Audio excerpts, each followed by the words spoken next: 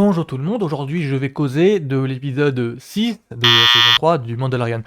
Alors, avant toute chose, pour être clair, on a affaire là à ce que moi j'appellerais une masterpiece. C'est-à-dire que, alors j'ai appris le mot il y a pas longtemps en regardant les autres youtubeurs ciné. Euh, c'est un point d'orgue, c'est vraiment c'est un climax.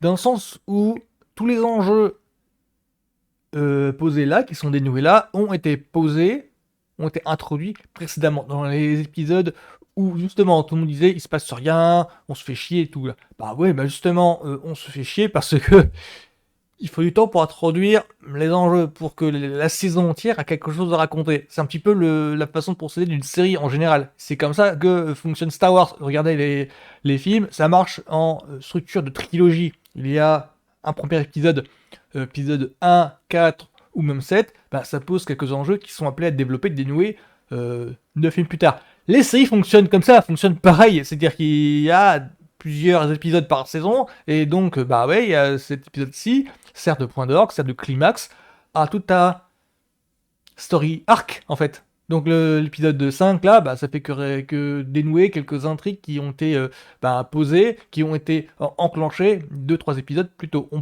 Là on voit des éléments qui ont été posés, un épisode de 2 voire 3, enfin, et qui sont développés là. Donc mais avant toute chose, avant de me concentrer, me focaliser sur cet épisode-ci, petit coup de projecteur sur le réalisateur. Alors, le réalisateur, en fait, Peter Ramsey, je crois que c'est sa première expérience de live action. Je précise live action parce que il est connu dans le monde de l'animé. Il est connu dans le monde de l'animé. Il est connu pour avoir fait. Alors, l'animé, enfin, le dessin animé, on est en numérique, donc c'est pas la même technologie. Pour l'animé, Spider-Man en français, New Generation. Oui, c'est le titre français. Le titre anglais, c'est. Le titre vrai, c'est Spider-Man Across the Spider-Verse. C'est lui qui s'occupe des animés Spider-Man chez Sony. Des animés, hein, pas des films, des animés. Sinon, il a aussi fait un autre film animé que moi j'ai pas vu, ça s'appelle Les 5 légendes. En VO, je crois que c'est Rise of the Guardians. Et qui est pas trop mal du tout, qui a une bonne réputation. Le gars, en fait, il vient de l'animé, il vient aussi, il a fait beaucoup de storyboard. Enfin, le storyboard, c'est l'étape entre le scénario et la mise en image. C'est l'étape intermédiaire. Il a écrit beaucoup de storyboard depuis 1995.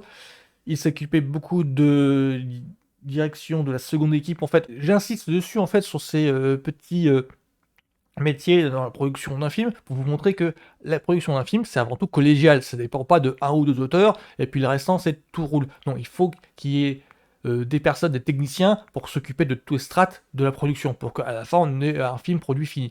Donc Peter Ramsey fait partie de ces personnes qui pendant plusieurs années, parce que là on parle de 95, s'occupaient de ce qu'on appelle le storyboard des films ou des séries. Et dans les films en question, on a du Godzilla par exemple. Et donc le storyboard, c'est l'étape où, alors d'abord il y a le scénario où les scénaristes en fait déballent toutes les idées qu'ils ont en tête, et le storyboard c'est pour sélectionner, pour voir comment on peut mettre en image tout ça. Dans le storyboard, il y a beaucoup de dessins, il y a beaucoup d'indications pour savoir, pour qu'on commence à comprendre en image comment un film peut se dérouler, comment les événements du film peuvent se dérouler de façon chronologique. Peter Ramsey, il a commencé, enfin, il a pas qu'il a commencé, mais il vient de cette strate de production là en fait, pour nous amener à cet épisode-ci du Mandalorian qui s'avère être un point d'orge, ce qui s'avère être un climax, un dénouement de pas mal d'intrigues. Parce que là, il y a beaucoup d'éléments au niveau du scénario qui sont qui, a- qui s'enclenchaient. Enfin, là, maintenant, on comprend mieux pourquoi au scénario, on s'intéresse beaucoup à ce qui se passe au niveau de Coruscant. Coruscant, c'est la ville. Enfin, là, je vais commencer à pouvoir parler, parce que là, on est au cinquième épisode. Je peux commencer à pouvoir parler des éléments qui ont été introduits précédemment. Coruscant, c'est une ville que l'on voit dans la prélogie, avec tous les fastes visuels qu'il y a. Et Coruscant, on commence à en causer parce que chronologiquement, Mandalorian se situe bien après le retour du Jedi.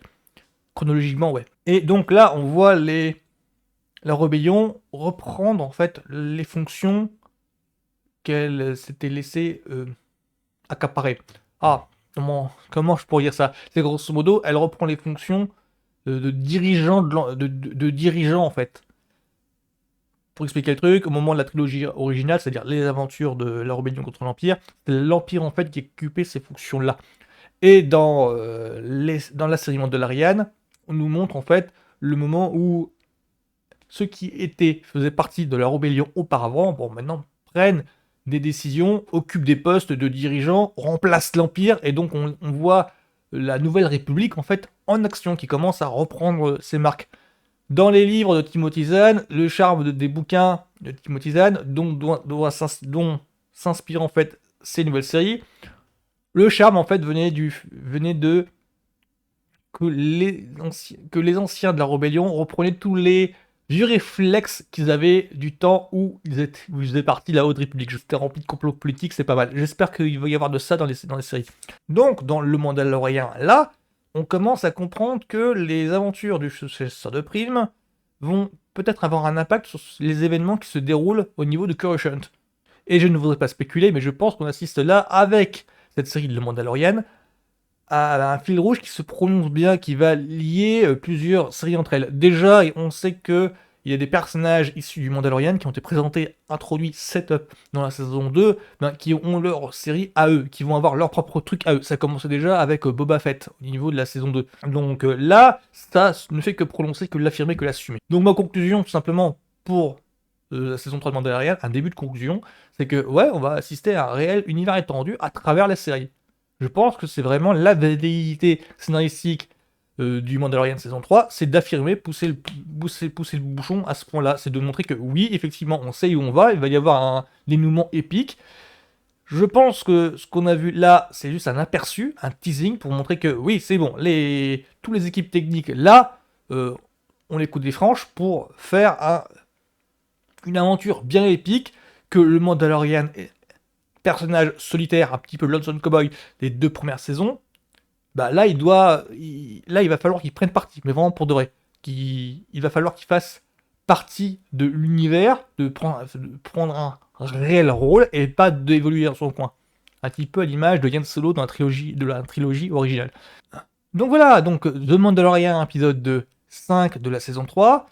Bon bah pour moi, comme je le disais au début, masterpiece quoi. Enfin, j'ai compris pourquoi est-ce que ils mettaient tant de temps à se focaliser sur des enjeux a priori annexes, a priori qui tournent autour mais qui n'ont pas de réel lien avec le Mandalorian. C'est juste pour mieux les introduire, pour mieux les setup comme je dis, pour mieux les présenter, les installer, pour mieux les lier au Mandalorian justement, pour que vers la fin de la saison, parce que là on s'approche de la fin, il reste plus que 4 semaines, il reste plus que 3 épisodes pardon, pour que ça soit dénoué, conclu, et que tous les éléments-là aient un impact réel, et que l'on sait pourquoi est-ce que ça aura un impact réel sur le Mandalorian.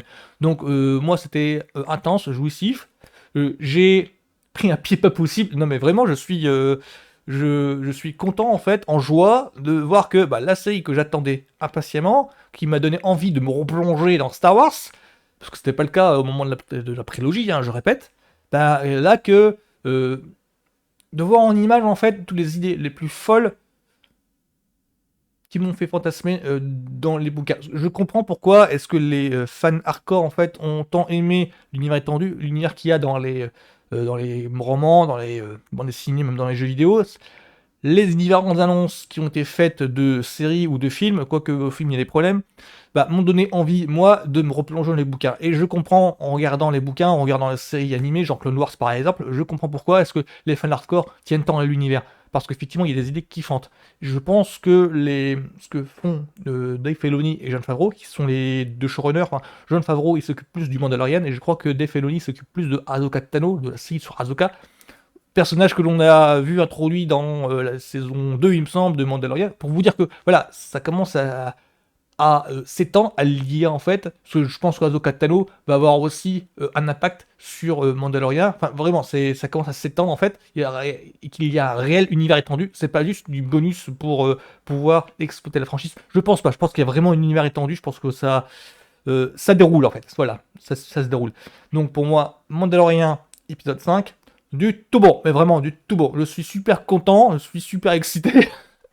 Je suis super en joie, je suis exalté, voilà. Donc voilà, j'ai dit, je suis exalté par une production Star Wars, Lucasfilm, voilà.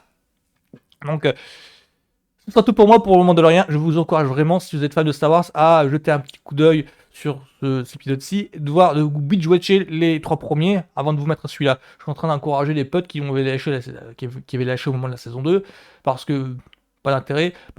Pour moi, là vraiment, c'est du bon. Vous pouvez y retourner sans souci. Pour moi, c'est du bon, c'est du perfect. Voilà. Donc, Mandalorian, épisode 5 de saison 3. Bon, j'attends la suite avec impatience. Bordel de merde, ça fait du bien. Tchuss!